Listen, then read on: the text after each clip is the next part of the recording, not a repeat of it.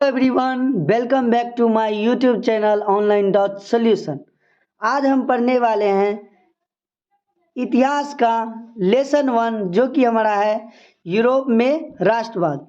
Students, रोज की भांति आज भी हम आप सभी के लिए लेकर आए हैं इतिहास का चैप्टर 1 का VVI ऑब्जेक्टिव क्वेश्चन। तो स्टूडेंट्स, चलिए क्वेश्चन को स्टार्ट करते हैं।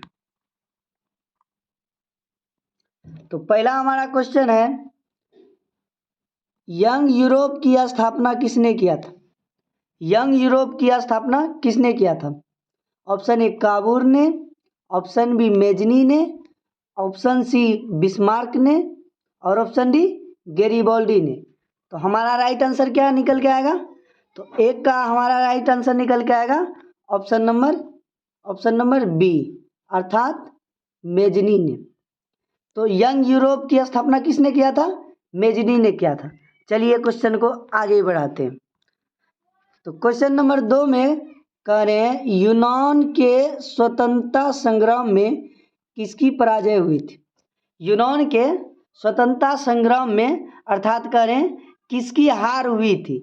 ऑप्शन ए रूस की, ऑप्शन बी तुर्की की, ऑप्शन सी यूनान की और ऑप्शन डी फ्रांस की। तो हमारा राइट आंसर निकल के क्या आएगा? वो हमारा होगा 2 का राइट हमारा आंसर होगा ऑप्शन नंबर बी, अर्थात किसकी हार हुई थी? तुर्की की। यूनान के स्वतंत्रता संग्राम में किसकी पराजय हुई थी? तुर्की की पराजय हुई थी। चलिए क्वेश्चन को आगे बढ़ाते हैं, चलते हैं क्वेश्चन नंबर 3 पे। तो क्वेश्चन नंबर 3 में है, गैरिबाल्डी पेशे से क्या थे? गैरिबाल्डी पेशे से क्या थे? ऑप्शन ए हमारा है सिपाही, ऑप्शन बी किसान, ऑप्शन सी जमींदार और ऑप्शन डी नाविक। तो हमारा राइट आंसर क्या होगा? वो हमारा होगा ऑप्शन नंबर डी, अर्थात क्या वो थे? नाविक थे। तो गैरिबाल्डी पेशे से क्या थे? वो एक नाविक थे। चलिए क्वेश्चन को आगे बढ़ाते हैं, चलते हैं क्वेश्चन नंबर 4 पे। तो क्वेश्चन नंबर 4 हमारा है, काउंट काबूर को विक्टर इमैनुएल ने किस पद पर नियुक्ति किया था? पुनः क्वेश्चन को रिपीट कर रहे हैं, काउंट काबूर को विक्टर इमैनुएल ने किस पद पर नियुक्त किया था? ऑप्शन ए सेनापति, ऑप्शन बी फ्रांस में राजदूत, ऑप्शन सी प्रधानमंत्री और ऑप्शन डी गृह मंत्री। तो 4 का राइट आंसर क्या होगा? 4 का हमारा राइट आंसर होगा ऑप्शन नंबर सी। कौन सी के पद पे थे? वो थे ऑप्शन नंबर सी, अर्थात प्रधानमंत्री के। काउंट काबूर को विक्टर इमैनुएल ने प्रधानमंत्री पद पे क्या किया था? नियुक्त किया था। चलिए क्वेश्चन को आगे बढ़ाते हैं, चलते हैं क्वेश्चन नंबर 5 पे। तो क्वेश्चन नंबर 5 हमारा है, रक्त एवं लोह की नीति का अवलंबन किसने किया था? क्वेश्चन को हम पुनः रिपीट कर रहे हैं, रक्त एवं लोह की नीति का अवलंबन किसने किया था? ऑप्शन ए मेजनी ने, option B Hitler, option C Bismarck और ऑप्शन डी विलियम फर्स्ट ने। तो हमारा राइट आंसर क्या होगा? हमारा राइट आंसर होगा option number C. Option number C क्या है? बिस्मार्क ने। तो रक्त एवं लोह की नीति का अवलंबन किसने किया था? तो बिस्मार्क ने किया था। चलिए क्वेश्चन को आगे बढ़ाते हैं, चलते हैं क्वेश्चन नंबर 6 पे। तो क्वेश्चन नंबर 6 हमारा क्या है? क्वेश्चन नंबर 6 हमारा है, वियना कांग्रेस के द्वारा फ्रांस में किस शासक वंश की पुनः स्थापना की गई थी? क्वेश्चन को पुनः रिपीट कर रहे हैं, वियना कांग्रेस के द्वारा फ्रांस में किस शासक वंश की पुनः स्थापना की गई थी? Option A Habsburg, option B आलिया, ऑप्शन सी बुर्बो वंश और ऑप्शन डी क्या करें? ऑप्शन डी हमारा है जारहशाही। ऑप्शन सी क्या है? जारहशाही। डी, ऑप्शन डी क्या है? जारहशाही। तो हमारा राइट बाबू आंसर क्या निकल के आएगा? वो हमारा राइट आंसर होगा option number C. Option number C होगा, जो कि हमारा क्या है? बुर्बो वंश है। वियना कांग्रेस के द्वारा फ्रांस में किस शासक वंश की पुनः स्थापना की गई थी? वो थे बुर्बो वंश की। चलिए क्वेश्चन को आगे बढ़ाते हैं, चलते हैं क्वेश्चन नंबर 7 पे। तो क्वेश्चन नंबर 7 हमारा है कि जर्मन राइन राज्य का निर्माण किसने किया था? जर्मन राइन राज्य का निर्माण किसने किया था? ऑप्शन ए लुई 18वां, option B Napoleon Bonaparte, option C Napoleon third और ऑप्शन डी क्या कह रहा है? बिस्मार्क। तो 7 का आंसर हमारा क्या सही होगा? तो 7 का हमारा राइट आंसर होगा ऑप्शन नंबर बी, अर्थात नेपोलियन बोनापार्ट। जर्मन राइन राज्य का निर्माण किसने किया था? नेपोलियन बोनापार्ट ने किया था। चलिए क्वेश्चन को आगे बढ़ाते हैं, चलते हैं क्वेश्चन नंबर 8 पे। तो क्वेश्चन नंबर 8 हमारा है मारी आन किस देश के राष्ट्रवाद की प्रतीक था? मारी आन किस देश के राष्ट्रवाद की प्रतीक था? Option A France, option B रूस, ऑप्शन सी इटली और ऑप्शन डी जर्मनी। तो राइट आंसर क्या होगा? 8 का हमारा राइट आंसर होगा ऑप्शन नंबर ए, जो कि हमारा क्या है? फ्रांस है। 8 का हमारा राइट आंसर क्या होगा? ऑप्शन नंबर ए, जो कि हमारा फ्रांस है। चलिए क्वेश्चन को आगे बढ़ाते हैं, चलते हैं क्वेश्चन नंबर 9 की ओर। तो क्वेश्चन नंबर 9 हमारा क्या है?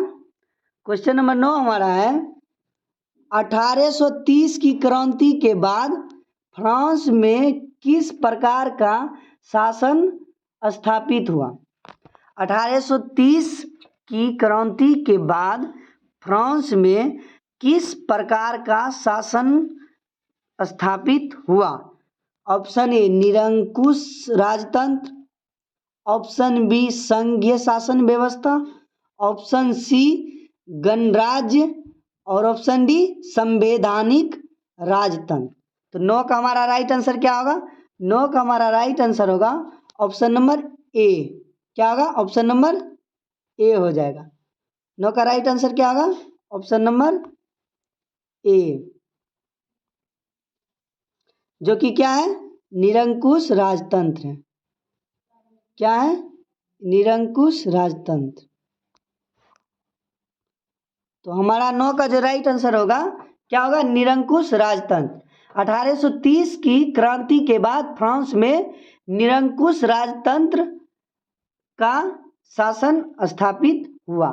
चलिए क्वेश्चन को आगे बढ़ाते हैं, चलते हैं क्वेश्चन नंबर 10 पे।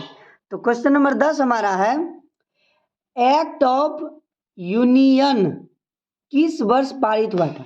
एक्ट ऑफ यूनियन किस वर्ष पारित हुआ था? तो ऑप्शन नंबर ए हमारा है 1688 में, ऑप्शन बी 1707 ईस्वी में, ऑप्शन सी 1788 ईस्वी में और ऑप्शन डी 1807 ईस्वी में। तो 10 का राइट आंसर क्या होगा? 10 का जो राइट आंसर होगा वो होगा हमारा ऑप्शन नंबर ए। क्या होगा? ऑप्शन नंबर ए, अर्थात क्या है ऑप्शन नंबर ए में? वो है 1688। तो एक्ट ऑफ यूनियन 1688 ईस्वी में पारित हुआ था। चलिए क्वेश्चन को आगे बढ़ाते हैं, चलते हैं क्वेश्चन नंबर 11 की ओर। क्वेश्चन नंबर 11 है सेडाओ के युद्ध में किसकी पराजय हुई थी? बोल रहे हैं सेडाओ के युद्ध में किसकी पराजय हुई थी? ऑप्शन ए पर्सा की, ऑप्शन बी सार्डिनिया की, ऑप्शन सी ऑस्ट्रिया की और ऑप्शन डी नेपुल्स की। तो हमारा 11 का राइट आंसर क्या होगा? 11 का राइट आंसर होगा ऑप्शन नंबर सी, जो कि हमारा क्या है? ऑस्ट्रिया है। तो सेडान के युद्ध में किसकी पराजय हुई थी? ऑस्ट्रिया की पराजय हुई। चलिए जो भी स्टूडेंट्स नए आज जुड़े हुए हैं तो हमारे चैनल को वो सब्सक्राइब करें, और अगर वीडियो अच्छी लगती हो तो आप इस वीडियो को अपने दोस्त के भी पास शेयर करें।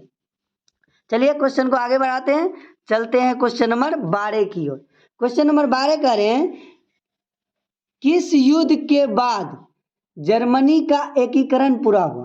किस युद्ध के बाद जर्मनी का एकीकरण पूरा हुआ? ऑप्शन ए क्रीमिया का युद्ध, ऑप्शन बी सेडाओ का युद्ध, ऑप्शन सी परसा डेनमार्क युद्ध और ऑप्शन डी सीडान का युद्ध।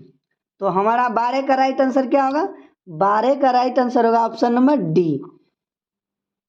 क्या होगा? Option number D. देखिए बाबू, सीडान का युद्ध के बाद से ही जर्मनी का एकीकरण क्या हुआ था? पूरा हुआ था। सीडान के युद्ध के बाद जर्मनी का एकीकरण का क्या हुआ था? पूरा हुआ था। चलिए क्वेश्चन को आगे बढ़ाते हैं, चलते हैं क्वेश्चन नंबर 13 की ओर। तो क्वेश्चन नंबर 13 हमारा है, नेपोलियन ने जर्मनी में किस संघ की स्थापना की? नेपोलियन ने जर्मनी में किस संघ की स्थापना की? ऑप्शन ए ट्रांसपेडेन संघ, ऑप्शन बी सिसेलपाइन संघ, ऑप्शन बी क्या है? सिसेलपाइन संघ, ऑप्शन सी है राइन संघ और ऑप्शन डी इनमें से किसी की नहीं। तो हमारा 13 का राइट आंसर क्या होगा? 13 का राइट आंसर होगा ऑप्शन नंबर सी, अर्थात क्या है? राइन संघ। तो नेपोलियन ने जर्मनी में राइन संघ की स्थापना की थी। कौन से संघ की? राइन संघ की। चलिए क्वेश्चन को आगे बढ़ाते हैं, चलते हैं क्वेश्चन नंबर 14 की ओर। तो क्वेश्चन नंबर 14 हमारा है, जॉलवेराइन की स्थापना किस राज्य ने की? जॉलवेराइन की स्थापना किस राज्य ने की? तो option A Prussia, option B Austria, option C Sardinia और ऑप्शन डी क्या है? फ्रांस है। तो 14 का राइट आंसर क्या होगा? 14 का राइट आंसर हमारा होगा ऑप्शन नंबर ए, जो कि हमारा क्या है? फ्रांस है। क्या है? सॉरी, क्या है? ऑप्शन नंबर ए प्रसा है। तो जॉलवेराइन की स्थापना किस राज्य ने की थी? तो प्रसा ने की थी। किसने की थी? प्रसा ने की थी। चलिए क्वेश्चन को आगे बढ़ाते हैं, चलते हैं क्वेश्चन नंबर 15 की ओर। क्वेश्चन नंबर 15 हमारा है, हंगरी की भाषा क्या थी? हंगरी की भाषा क्या थी? ऑप्शन ए इतालवी, option B Magyar, option C Polish और ऑप्शन डी फ्रेंच। तो 15 का राइट आंसर क्या होगा? 15 का राइट आंसर हमारा होगा ऑप्शन नंबर बी, जो कि हमारा क्या है? मैग्यार है। क्या है? मैग्यार है। तो हंगरी की भाषा क्या थी? मैग्यार थी। हंगरी की भाषा क्या थी? मैग्यार थी। चलिए क्वेश्चन को आगे बढ़ाते हैं, चलते हैं क्वेश्चन नंबर 16 की ओर। तो क्वेश्चन नंबर 16 हमारा है, जर्मन राइन राज्य का निर्माण किसने किया था? जर्मन राइन राज्य का निर्माण किसने किया था? ऑप्शन ए लुई 18वां, option B Napoleon Bonaparte, option C Napoleon third और ऑप्शन डी क्या है? बिस्मार्क है। तो हमारा राइट आंसर क्या होगा? 16 का जो हमारा राइट आंसर होगा वो होगा ऑप्शन नंबर बी, जो कि कौन है? नेपोलियन बोनापार्ट जी हैं। तो जर्मन राइन राज्य का निर्माण किसने किया था? नेपोलियन बोनापार्ट ने किया था। चलिए क्वेश्चन को आगे बढ़ाते हैं, चलते हैं क्वेश्चन नंबर 17 की ओर। क्वेश्चन नंबर 17 हमारा है, यूरोप में राष्ट्रवाद की पहली स्पष्ट अभिव्यक्ति कब हुई? पुनः क्वेश्चन को रिपीट कर रहे हैं, यूरोप में राष्ट्रवाद की पहली स्पष्ट अभिव्यक्ति कब हुई? ऑप्शन ए 1789 की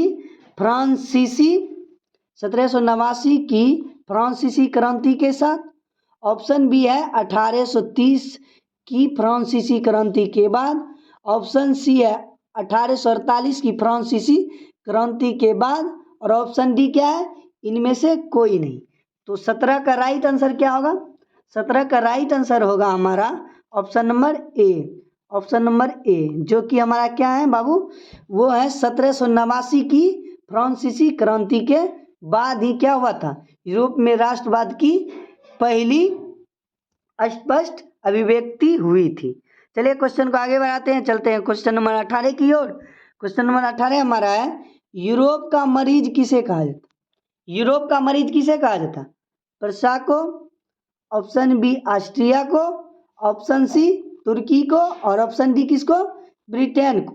तो 18 का राइट आंसर क्या होगा? 18 का हमारा जो राइट आंसर होगा वो होगा ऑप्शन नंबर सी, जो कि क्या है? तुर्की है। यूरोप का मरीज किसे कहा जाता है? तुर्की को कहा जाता है। चलिए क्वेश्चन को आगे बढ़ाते हैं, चलते हैं क्वेश्चन नंबर 19 की ओर। क्वेश्चन नंबर 19 हमारा है, मेटरनिक का पतन किस वर्ष हुआ? मेटरनिक का पतन किस वर्ष हुआ? ऑप्शन ए मार्च 1848 ईस्वी, ऑप्शन बी अप्रैल 1848 ईस्वी में, और ऑप्शन सी मई 1848 ईस्वी में, और ऑप्शन डी क्या है, जून 1848 ईस्वी।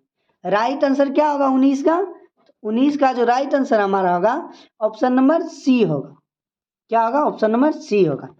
मेटरनिक का पतन किस वर्ष हुआ था? तो मेटरनिक का पतन मई 1848 ईस्वी में हुआ था। चलिए क्वेश्चन को आगे बढ़ाते हैं, चलते हैं क्वेश्चन नंबर 20 की ओर। क्वेश्चन नंबर 20 हमारा है, फ्रांस में किस शासक वंश की पुनर्स्थापना वियना कांग्रेस द्वारा की गई थी? क्वेश्चन को पुनः रिपीट करें, फ्रांस में किस शासक वंश की पुनर्स्थापना वियना कांग्रेस द्वारा की गई थी?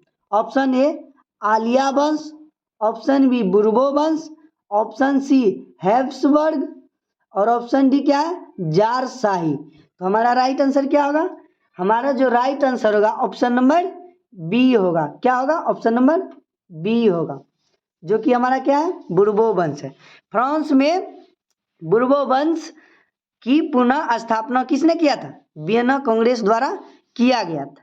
चलिए क्वेश्चन को आगे बढ़ाते हैं, चलते हैं क्वेश्चन नंबर 21 की ओर। और क्वेश्चन नंबर 21 क्या है हमारा, इटली एवं जर्मनी के एकीकरण के विरुद्ध निम्नलिखित में से कौन सा देश था? क्वेश्चन को पुनः रिपीट करें, इटली एवं जर्मनी के एकीकरण के विरुद्ध निम्नलिखित में से कौन सा देश था? कौन सा देश था, यानी ऑप्शन के अकॉर्डिंग पूछ रहे हैं कौन सा देश था। तो वो ऑप्शन नंबर ए कह रहे हैं, ऑप्शन नंबर क्या कह रहे हैं, ए कह रहे हैं परसा। ऑप्शन ए क्या कह रहे हैं, परसा, और ऑप्शन सी क्या कह रहे हैं, बी छूट गया, सॉरी गलती से। चलिए ऑप्शन सी क्या कह रहा है, ऑस्ट्रिया, और ऑप्शन डी क्या कह रहे हैं, इंग्लैंड। जो 21 का जो राइट आंसर होगा ऑप्शन नंबर सी होगा, जो कि क्या है, ऑस्ट्रिया है। क्या है? ऑस्ट्रिया है। चलिए क्वेश्चन को आगे बढ़ाते हैं, चलते हैं क्वेश्चन नंबर 22 की ओर। और क्वेश्चन नंबर 22 क्या है हमारा, मेजनी का संबंध किस संगठन से था? पुनः क्वेश्चन को रिपीट कर रहे हैं, मेजनी का संबंध किस संगठन से था? ऑप्शन ए लाल सेना, ऑप्शन बी चेका, ऑप्शन सी लाल कुर्ती, और ऑप्शन डी कार्बोनरी। तो 22 का राइट आंसर क्या होगा? 22 का जो हमारा राइट आंसर होगा वो होगा कार्बोनरी, अर्थात ऑप्शन नंबर डी। तो मेजनी का संबंध किस संगठन से था? कार्बोनरी से था। चलिए क्वेश्चन को आगे बढ़ाते हैं, चलते हैं क्वेश्चन नंबर 23 की ओर। क्वेश्चन नंबर 23 है, जालबेरिन एक संस्था थी। तो जालबेरिन एक संस्था थी, किसकी थी? ऑप्शन ए व्यापारियों की, ऑप्शन बी क्रांतिकारियों की, ऑप्शन सी बुद्धिजीवियों की, और ऑप्शन डी सामंतों की। तो पुनः हम क्वेश्चन को रिपीट करें, जालबेरिन एक क्या थी? संस्था थी। जालबेरिन एक संस्था थी, किसकी? व्यापारी की, ऑप्शन बी क्रांतिकारियों की, ऑप्शन सी बुद्धिजीवियों की, और ऑप्शन डी सामंतों की। तो हमारा राइट आंसर क्या होगा? 23 का जो हमारा राइट आंसर होगा वो होगा ऑप्शन नंबर ए। क्या होगा? ऑप्शन नंबर ए, जो कि हमारा क्या है, व्यापारियों की। जालबेरिन एक संस्था किसकी थी? व्यापारियों की थी। चलिए क्वेश्चन को आगे बढ़ाते हैं, चलते हैं क्वेश्चन नंबर 24 की ओर। क्वेश्चन नंबर 24 हमारा है, 1829 की एड्रियानोपुल की संधि किस देश के द्वारा हुआ था? यानी कि पुनः हम क्वेश्चन को रिपीट कर रहे हैं कि 1829 की एड्रियानोपुल की संधि किस देश के साथ हुई थी? 1829 की एड्रियानोपुल की संधि किस देश से के साथ हुई थी? Option A Hungary, option B Turki, option C यूनान, और ऑप्शन डी क्या है, पोलैंड है। तो हमारा राइट आंसर क्या होगा? 24 का जो राइट आंसर होगा हमारा वो होगा ऑप्शन नंबर बी होगा, जो कि हमारा क्या है, तुर्की है। चलिए 1829 की एड्रियानोपुल की संधि तुर्की देश के साथ हुई थी। अगर हमारे चैनल पे कोई स्टूडेंट अगर नए हैं तो हमारे चैनल को सब्सक्राइब करें, और अगर वीडियो हमारी अच्छी लग रही हो तो अपने दोस्त के भी पास शेयर करें, क्योंकि आने वाले 2024 के एग्जाम में आप सभी के लिए ये सारे के सारे क्वेश्चन मोस्ट VVI ऑब्जेक्टिव है। चलिए क्वेश्चन को आगे बढ़ाते हैं, चलते हैं क्वेश्चन नंबर 25 की ओर। तो चलिए क्वेश्चन नंबर 25 हमारा है, काउंट काबूर को विक्टर इमैनुएल ने किस पद पर नियुक्त किया था। क्वेश्चन पुनः रिपीट आ गया है, चलिए पुनः फिर से जान लेते हैं। काउंट काबूर को विक्टर इमैनुएल ने किस पद पर नियुक्त किया था। ऑप्शन ए गृह मंत्री, ऑप्शन बी सेनापति, ऑप्शन सी फ्रांस का राजदूत, और ऑप्शन डी क्या है, प्रधानमंत्री है। तो आप सबको पता ही होगा कि इसका राइट आंसर क्या होगा, ऑप्शन नंबर डी, जो कि क्या है, प्रधानमंत्री है। तो काउंट काबूर को विक्टर इमैनुएल ने प्रधानमंत्री पद पर क्या किया था, नियुक्त किया था। चलिए क्वेश्चन को आगे बढ़ाते हैं, चलते हैं क्वेश्चन नंबर 26 की ओर। तो चलिए क्वेश्चन नंबर 26 हमारा है, गैरीबाल्डी पेशे से क्या थे। ये भी क्वेश्चन पुनः रिपीट हो रहा है। गैरीबाल्डी पेशे से क्या थे। ऑप्शन ए कह रहे हैं नाविक था, ऑप्शन बी किसान था, ऑप्शन सी सैनिक था, और ऑप्शन डी दार्शनिक था। तो आप सबको पता ही होगा कि गैरीबाल्डी पेशे से क्या थे, वो एक नाविक थे। क्या थे, नाविक थे। नाविक किसको कहते हैं पता है, नाविक उसको कहते हैं जो नाव चलाते हैं। चलिए क्वेश्चन को आगे बढ़ाते हैं, चलते हैं क्वेश्चन नंबर 27 की ओर। क्वेश्चन नंबर 27 हमारा है, इटली एवं जर्मनी वर्तमान में किस महादेश के अंतर्गत है। क्वेश्चन का हम पुनः रिपीट कर रहे हैं, इटली एवं जर्मनी वर्तमान में किस महादेश के अंतर्गत आते हैं। तो ऑप्शन ए हमारा है दक्षिणी अमेरिका, ऑप्शन बी यूरोप, और ऑप्शन सी उत्तरी अमेरिका, और ऑप्शन डी क्या है, पश्चिमी एशिया। तो हमारा राइट आंसर क्या होगा, हमारा राइट आंसर होगा 27 का ऑप्शन नंबर बी, जो कि क्या है, यूरोप है। क्या है जी, यूरोप है। तो इटली एवं जर्मनी वर्तमान में यूरोप महादेश के अंतर्गत हैं। चलिए क्वेश्चन को आगे बढ़ा रहे हैं, चलते हैं क्वेश्चन नंबर 28 की ओर। तो क्वेश्चन नंबर 28 हमारा है, रक्त एवं लोह की नीति का अवलंबन किसने किया था। रक्त एवं लोह की नीति का अवलंबन किसने किया था। तो ऑप्शन ए है हिटलर ने, ऑप्शन बी विलियम प्रथम, और ऑप्शन सी बिस्मार्क, और ऑप्शन डी हमारा क्या है, एक मेजनी है। क्या है, मेजनी है। तो हमारा राइट आंसर क्या होगा, 28 का जो राइट आंसर होगा ऑप्शन नंबर क्या होगा, सी होगा, जो कि हमारा क्या है, बिस्मार्क जी हैं। कौन है, बिस्मार्क जी।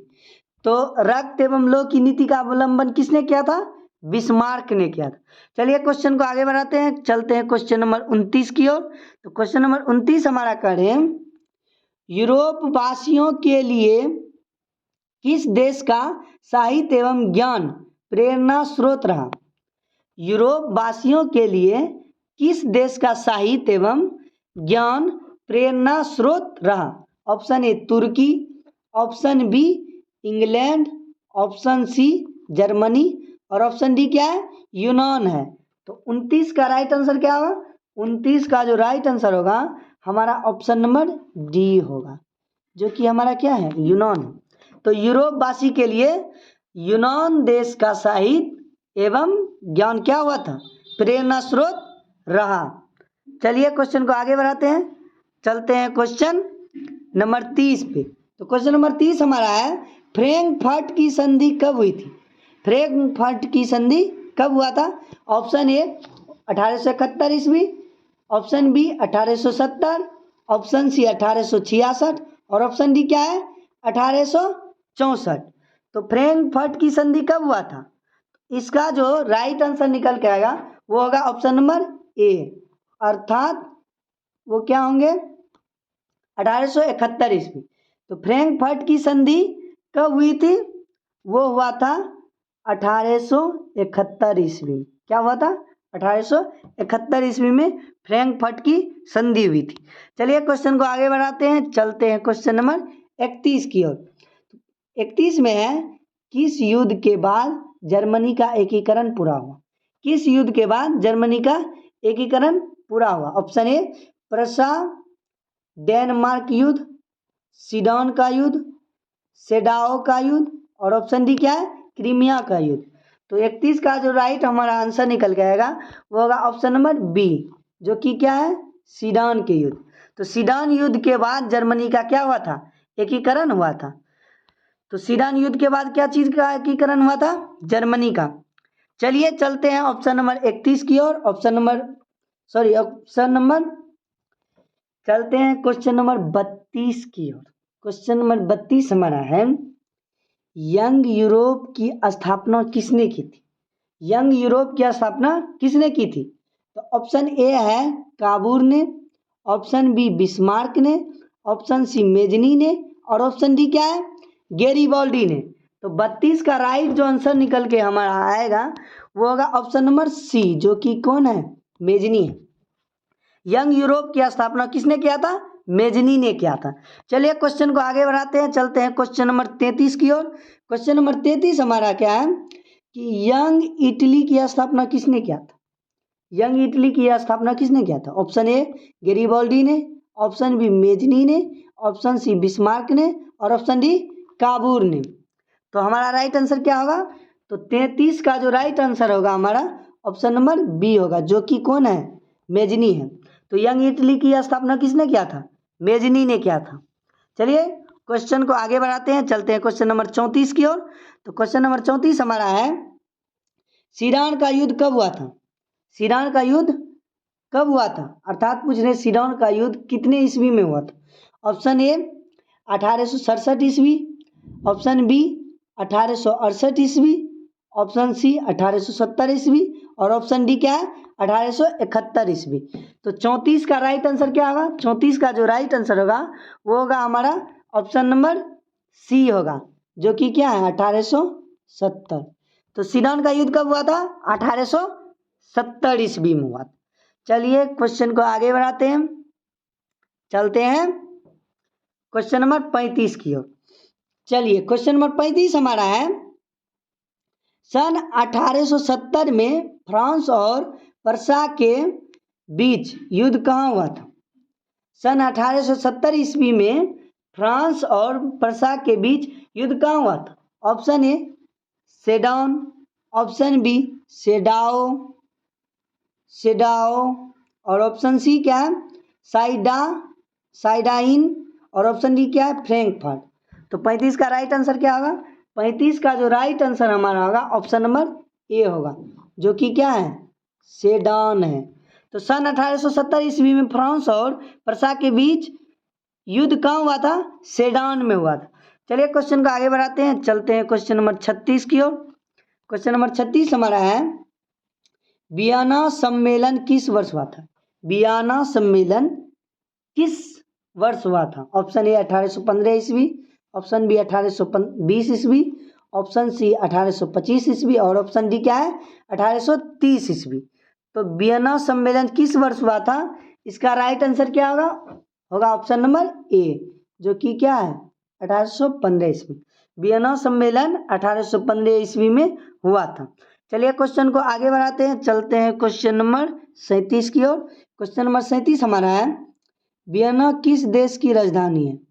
वियना किस देश की राजधानी है? Option A France, option B England, और ऑप्शन सी ऑस्ट्रिया, और ऑप्शन डी क्या है? रूस है। तो राइट आंसर क्या होगा?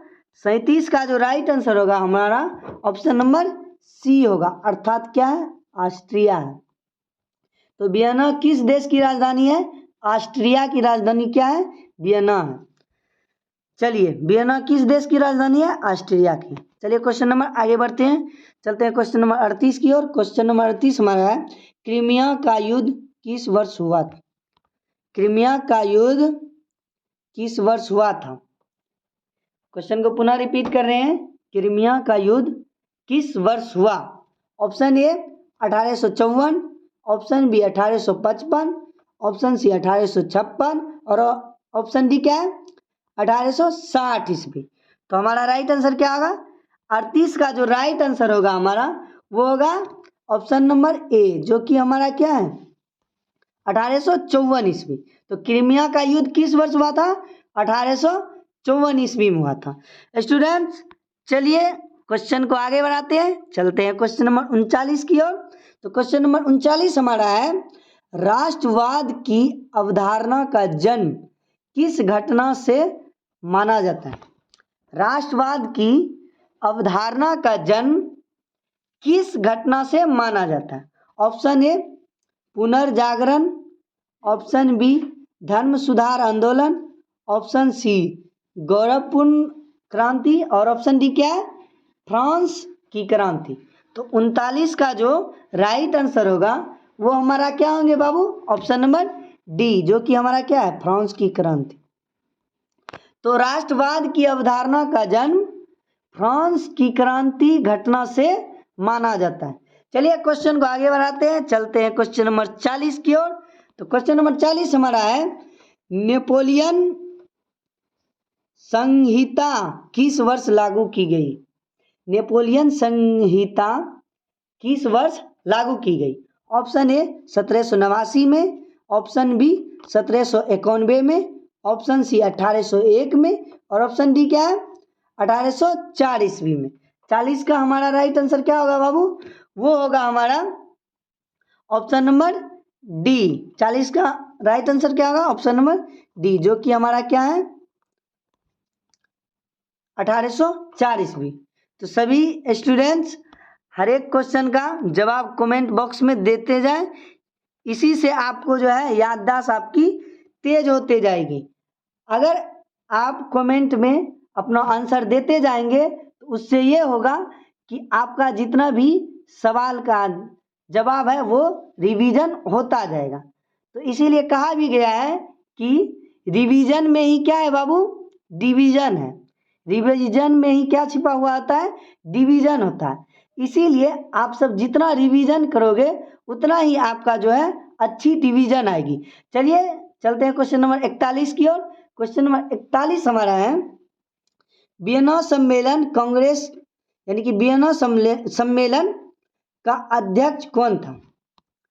वियना सम्मेलन का अध्यक्ष कौन था, यानी कि वियना सम्मेलन यानी कांग्रेस के अंतर्गत बोल रहे हैं। वियना सम्मेलन का अध्यक्ष कौन था। Option A Napoleon Bonaparte, option B Louis 18वां, ऑप्शन सी चार्ल्स एल्बर्ट और ऑप्शन डी क्या है मेटरनिक। तो 41 का राइट आंसर क्या होगा 41 का जो हमारा राइट आंसर होगा वो होगा ऑप्शन नंबर डी, जो कि कौन है मेटरनिक जी हैं। कौन है मेटरनिक जी हैं। चलिए वियना सम्मेलन का अध्यक्ष कौन था मेटरनिक जी थे।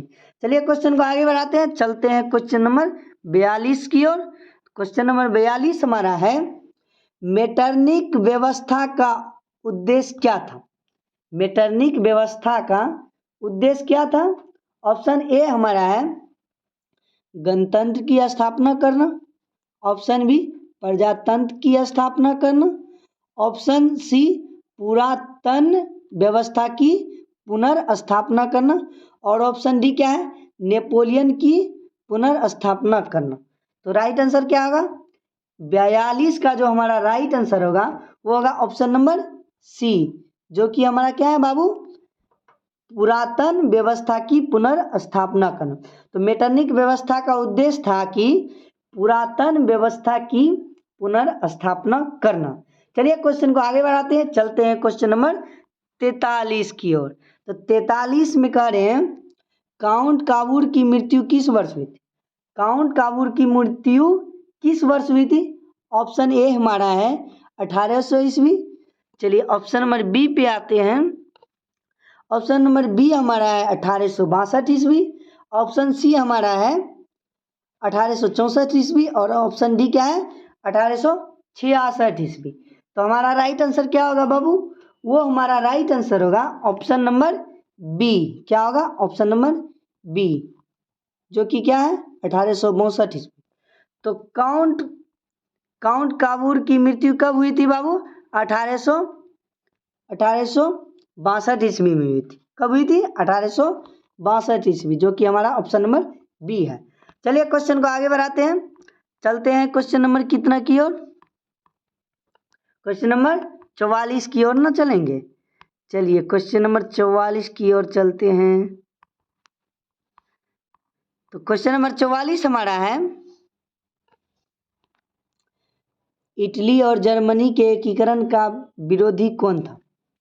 इटली एवं जर्मनी के एकीकरण का विरोधी कौन था?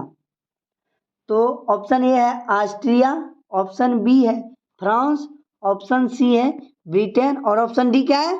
रूस है। तो चलिए 44 का राइट आंसर क्या होगा बाबू? 44 का जो राइट आंसर होगा वो होगा हमारा ऑप्शन नंबर ए, जो कि हमारा क्या है? ऑस्ट्रिया है। तो इटली और जर्मनी के एकीकरण का विरोधी कौन था? ऑस्ट्रिया था। चलिए क्वेश्चन को आगे बढ़ाते हैं, चलते हैं क्वेश्चन नंबर 45 की ओर। तो क्वेश्चन नंबर 45 हमारा है, जर्मनी का एकीकरण किस वर्ष पूर्ण हुआ था? जर्मनी का एकीकरण किस वर्ष पूर्ण हुआ था? तो ऑप्शन ए है 1866 ईस्वी, ऑप्शन बी है 1864 ईस्वी, ऑप्शन सी है 1870 ईस्वी और ऑप्शन डी क्या है? 1871 ईस्वी। तो हमारा राइट आंसर क्या होगा? 45 का जो राइट आंसर होगा वो हमारा होगा ऑप्शन नंबर डी, जो कि हमारा क्या है? 1871 ईस्वी। जर्मनी का एकीकरण किस वर्ष पूर्ण हुआ? तो वो हुआ 1871 ईस्वी। अगर हमारा वीडियो अच्छा लग रहा होगा तो वीडियो को लाइक करें। चलिए क्वेश्चन को आगे बढ़ाते हैं, चलते हैं क्वेश्चन नंबर 46 की ओर। तो क्वेश्चन नंबर 46 हमारा है, लाल कुर्ती का गठन किसने किया था? लाल कुर्ती का गठन किसने किया था? ऑप्शन ए मेजनी ने, ऑप्शन बी काबूर ने, ऑप्शन सी गेरिबाल्डी ने और ऑप्शन डी क्या है? बिस्मार्क ने। तो 46 का आंसर क्या होगा बाबू? तो 46 का जो राइट आंसर होगा वो हमारा होगा ऑप्शन नंबर सी, जो कि हमारा क्या है? गेरिबाल्डी है। तो लाल कुर्ती का गठन किसने किया था? तो गेरिबाल्डी ने किया था। चलिए क्वेश्चन को आगे बढ़ाते हैं, चलते हैं क्वेश्चन नंबर 47 की ओर। क्वेश्चन नंबर 47 है, जालवेराइन संघ की स्थापना किस वर्ष हुआ? जालवेराइन संघ की स्थापना किस वर्ष हुआ? ऑप्शन ए है 1830 ईस्वी, ऑप्शन बी है 1832 ईस्वी, ऑप्शन सी क्या है? 1834 ईस्वी और ऑप्शन डी क्या है? 1836 ईस्वी। तो 47 का राइट आंसर क्या होगा बाबू? 47 का जो राइट आंसर होगा वो होगा हमारा ऑप्शन नंबर सी, जो कि क्या है? 1834 ईस्वी। जालवेराइन संघ की स्थापना 1834 ईस्वी में हुआ था। चलिए क्वेश्चन को आगे बढ़ाते हैं, चलते हैं क्वेश्चन नंबर 48 की ओर। तो क्वेश्चन नंबर 48 हमारा क्या है, गास्टीन की संधि किस वर्ष हुई?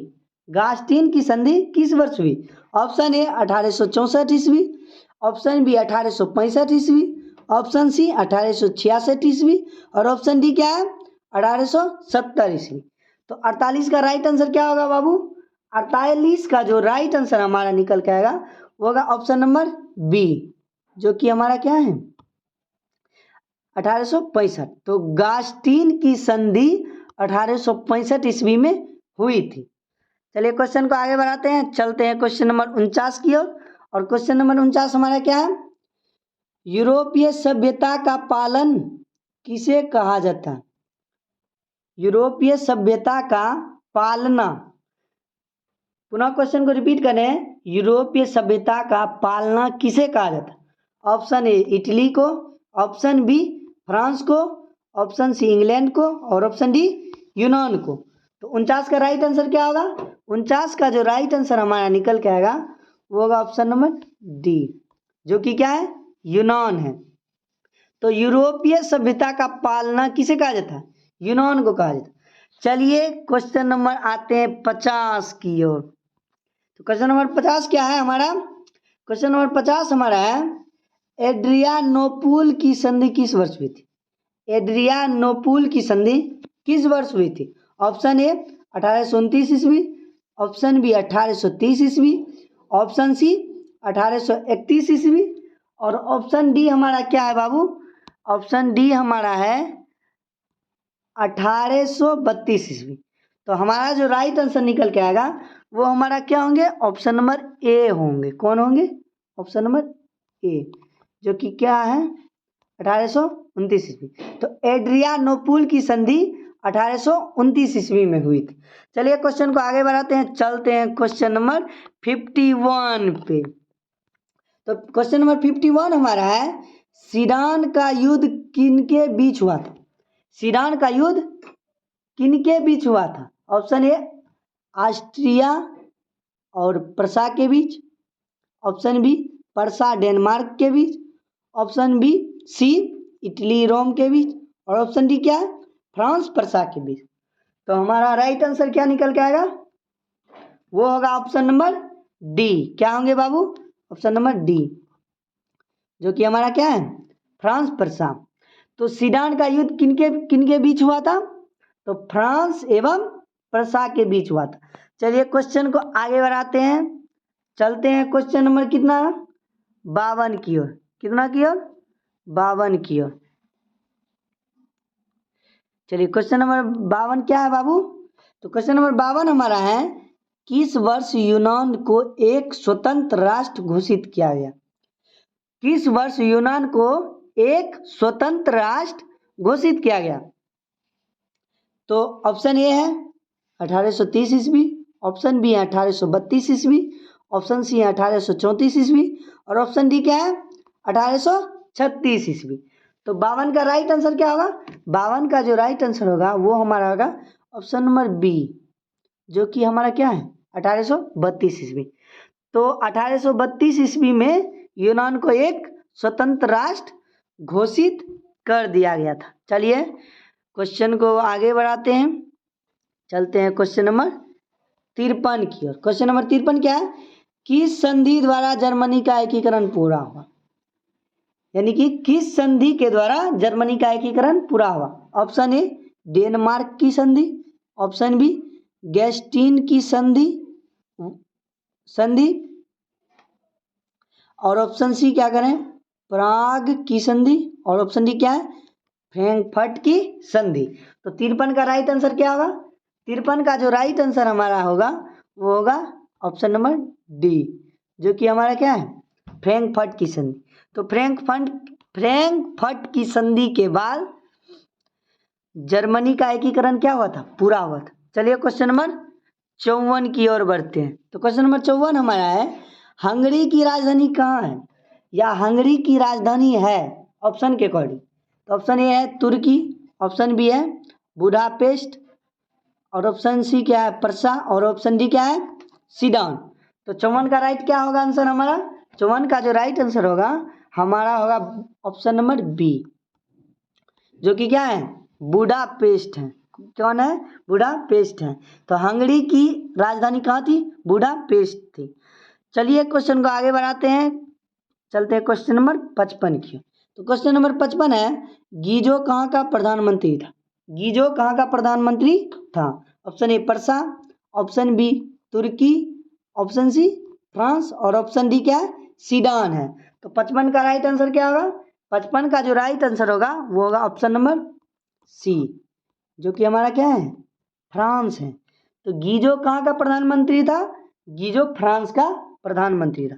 चलिए क्वेश्चन नंबर 56 पे चलते हैं। तो क्वेश्चन नंबर 56 है, सेडाओ का युद्ध किनके बीच हुआ था? सेडाओ का युद्ध किनके बीच हुआ था? ऑप्शन ए ऑस्ट्रिया एवं सीडन के बीच, ऑप्शन बी ऑस्ट्रिया एवं प्रसा के बीच, ऑप्शन सी सीडन एवं प्रसा के बीच, और ऑप्शन डी क्या है तुर्की एवं मिस्र के बीच। तो हमारा राइट आंसर क्या होगा? 56 का जो राइट आंसर होगा वो हमारा ऑप्शन नंबर बी होगा, जो कि हमारा क्या है ऑस्ट्रिया एवं प्रसा। तो सेडाओ का युद्ध किनके बीच हुआ था? ऑस्ट्रिया एवं प्रसा के बीच हुआ। चलिए आज का लास्ट क्वेश्चन को देखते हैं क्या है। तो आज का जो लास्ट क्वेश्चन है वो हमारा है, ओटो को निम्न में से कहाँ का राजा घोषित किया गया? ओटो को निम्न में से कहाँ का राजा घोषित किया गया? ऑप्शन ए रूस, ऑप्शन बी यूनान, और ऑप्शन सी फ्रांस, और ऑप्शन डी क्या है जर्मनी है। तो बाबू इसका जो राइट आंसर होगा आप सभी हमारे कमेंट बॉक्स में आंसर दे दीजिएगा, ठीक है। चलिए आज का सेशन यहीं पे समाप्त करते हैं, तो मिलेंगे अगले दिन। तो अगर कोई हमारे चैनल पे नए जुड़े हैं तो हमारे चैनल को सब्सक्राइब करें और घंटा का निशान जो है उसको ऑल कर दें। तो चलिए आज का वीडियो यहीं पे समाप्त करते हैं, तब तक के लिए थैंक यू, धन्यवाद, have a nice day, God bless you.